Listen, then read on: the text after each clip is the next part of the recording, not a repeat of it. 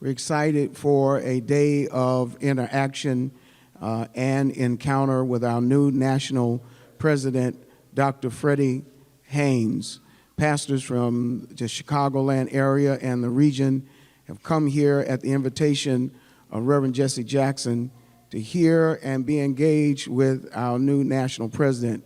We're indeed privileged and find it an utmost pleasure to have Reverend Jesse Jackson with us today, and we owe him a round of applause for his leadership and his guidance in times like these. Without further ado, we want you to hear from the new national president of the Rainbow Push Coalition, Dr. Freddie Haynes. Thank you so much, Bishop Grant, for your leadership. Again, we stand on the strong and prophetic shoulders of the Reverend Jesse Lewis Jackson Sr., and we have been in conversation with Reverend Jackson, but also with community activists, civil rights leaders, and faith leaders about an ongoing migrant crisis in this country. And so in light of that, we share with you that as a result of our conversation, we are making a moral appeal on behalf of those who are experiencing homelessness within the city of Chicago and those who are being transported into the city as political pawns from border states.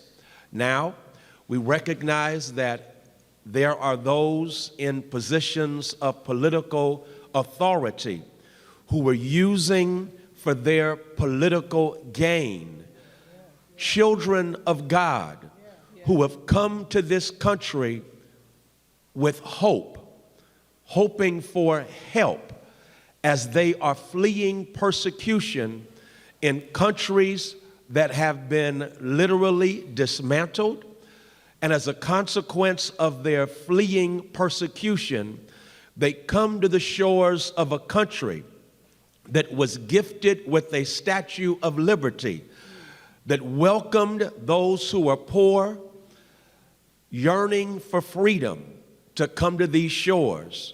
And yet the response of certain governors has been to target certain cities with certain leadership, Los Angeles, New York, and Chicago.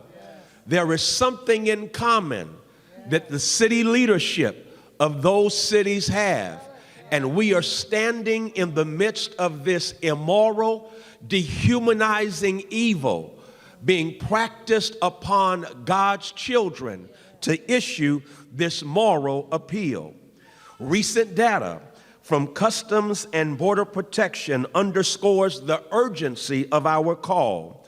More than 50,000 migrants were processed in August alone at U.S. border crossings, a situation where the Biden administration is allowing up to 1,450 individuals per day to schedule lawful entry appointments via a mobile app.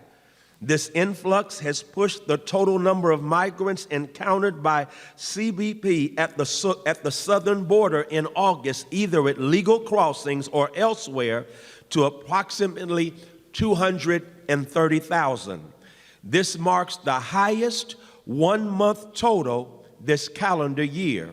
Furthermore, another program under the Biden administration admits roughly 30,000 applicants monthly from Cuba, Haiti, Nicaragua, and Venezuela, granting them authorization to reside and work in the United States for 2 years, provided they have a financial sponsor and clear background checks. In light of this, as faith leaders, we are issuing a call to action led by our iconic prophetic leader, Reverend Jackson. We join with our fellow faith leaders and collectively issue the following call to action. Number one, federal support. The federal government must allocate necessary resources to address the financial needs of individuals and families who require housing, medical assistance, and job readiness support. Especially are we calling for that among those living within the city limits of Chicago and other cities grappling with the influx of migrants and escalating homelessness. Parenthetically, we applaud the mayor of Chicago for taking leadership in addressing this problem. Number two, legislative action. Elected officials at both federal and state levels should introduce legislation mandating health screenings and background checks for all migrants and homeless individuals and families. COVID has taught us that ill health anywhere is a threat to good health everywhere, to remix Martin Luther King Jr. 3, education and student welfare. The U.S. Department of Education and state boards of public education should allocate additional resources to meet the unique needs of migrant and homeless student populations. This includes providing 3 daily meals and expanded social services to aid in their transition to urban living in the United States. 4, healthcare resources.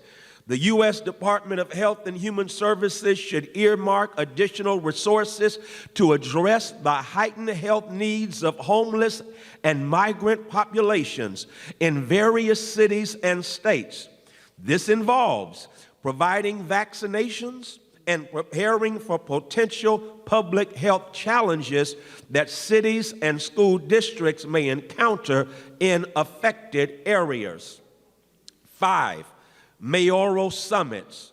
The mayor of Chicago and mayors of other impacted cities are urged to convene summits focused on the unhoused and migrant populations. These gatherings should include participation from all stakeholders, including public and private corporations, police and fire departments, health providers, pharmaceutical companies, manufacturers and distributors of laundry equipment, food depositories, and other potential resources. Finally, we are in a state of emergency.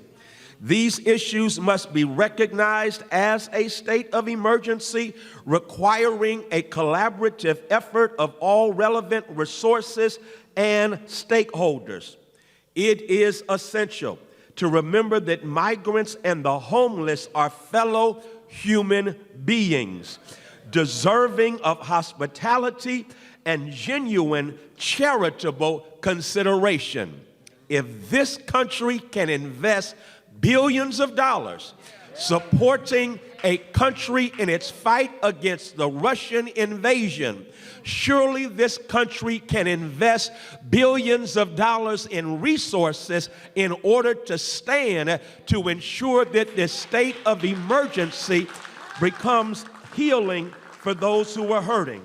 Reverend Jackson and I, Frederick Douglass Haynes, draw inspiration from a mandate found in the biblical book of Numbers. Native-born Israelites and foreigners are equal before the Lord and are subject to the same decrees.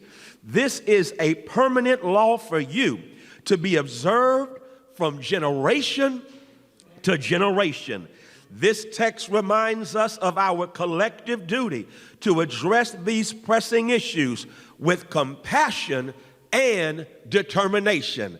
And I'm reminded of Jesus in Matthew 25, who says, I'm going to judge the nations by how they treat the least of these. I'm going to ask you, when I was hungry, did you feed me? Thirsty, did you give me drink? In prison, did you visit me? And as a stranger, did you welcome me? The United States of America, if we are going to be considered sheep and not goats, must provide welcome hospitality to the stranger, that we may indeed be an answer during what we are declaring is a state of emergency. Thank you very much. Are there questions from the media? Reverend Jackson will now share, and then we'll take questions from the media. I was shaking your hand, man. Oh. Let me say, there's an international crisis been made local by one of the mayors who are black. No one's coming here to come to Chicago or New York, LA. Come to America. Passed through several states controlled by whites. Confederates on the way to Chicago, New York, LA. That's where the race thing comes in this matter. We'll fight to educate these children, get them the labor benefits they need to work. Thank you.